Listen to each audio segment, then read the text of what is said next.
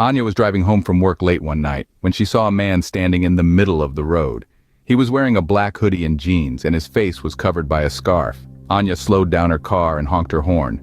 The man didn't move. He just stood there, staring at her. Anya started to feel scared.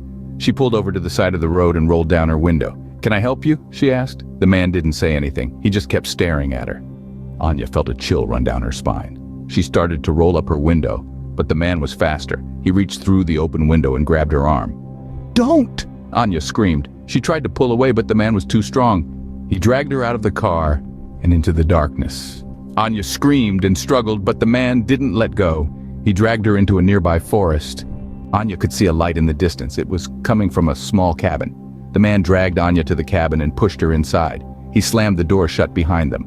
Anya looked around the cabin. It was small and cramped, with only a few pieces of furniture. There was a fireplace in the corner of the room, and a pot of coffee was brewing on the stove. The man sat down in a chair and lit a cigarette. He took a drag and then looked at Anya. "Who are you?" he asked. "My name is Anya," she said. "What do you want?" The man smiled. "I want to play a game," he said. "What kind of game?" Anya asked.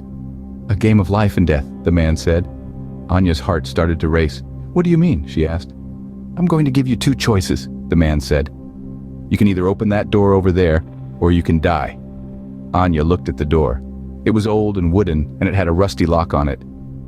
"What's behind the door?" Anya asked. "That's for you to find out," the man said. Anya looked at the man and then at the door. She didn't know what to do.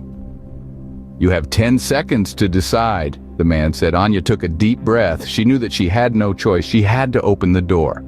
Anya walked over to the door and turned the knob. The door creaked open. Anya looked inside the room. It was dark, but she could see a figure standing in the corner. Anya took a step inside the room. The figure stepped forward. Anya screamed.